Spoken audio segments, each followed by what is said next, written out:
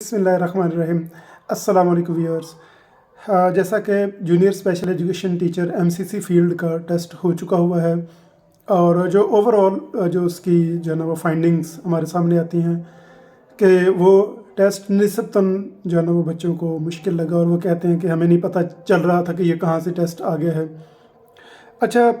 मेरे ख्याल में हमेशा हमें जहन में रखना चाहिए कि ये टेस्ट कभी भी,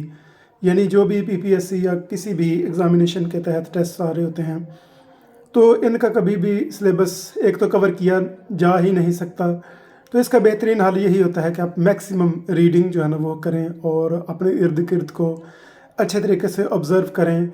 और किताबें जितनी हो सकता है पढ़ें। और आपको एक अंडरस्टैंडिंग डेवलप करने की ज़रूरत है कि ओवरऑल आपको तकरीबन हर चीज़ के हवाले से कुछ ना कुछ पता होना चाहिए। अगर आप ऐसा नहीं कर पाते तो फिर थोड़ी मुश्किलात पेश आएंगी। उसकी वजह यह है कि इन एग्ज़ामिनेशंस का जो है ना वो सिलेबस कवर करना बज़ाहिर मुश्किल लग रहा होता है। एक तो पास्ट पेपर्स जो है ना वो हमें पैटर्न बताते हैं और उसके अलावा जो हमारी अपनी ऑब्ज़र्वेशन होती है, हमारी अंडरस्टैंडिंग होती है, या जो हम किताबें पढ़ रहे होते हैं, जो हम एक एरिया ऑफ स्पेशलाइजेशन को जो है ना वो ऑब्ज़र्व कर रहे होते हैं, उसके ऊपर चीज़ें पढ़ रहे होते हैं, सीख रहे होते हैं, वो हमारे काम आ रही होती हैं।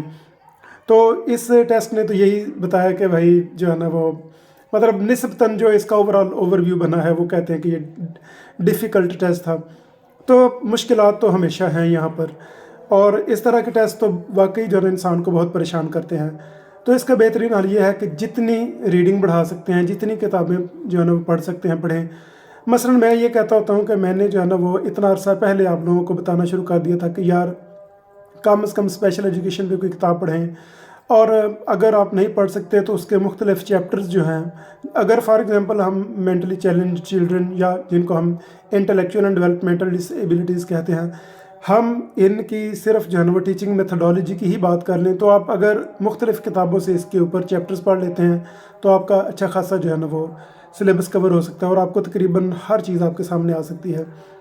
तो इस तरह से आपको आसानी से आप इस सिलेबस का कवर कर सकते हैं और इससे रिलेटेड जितनी भी स्किल्स हैं वो आप सारी जो है ना वो गेन कर सकते हैं, उनको सीख सकते हैं, उनके हवाले से बात कर सकते हैं।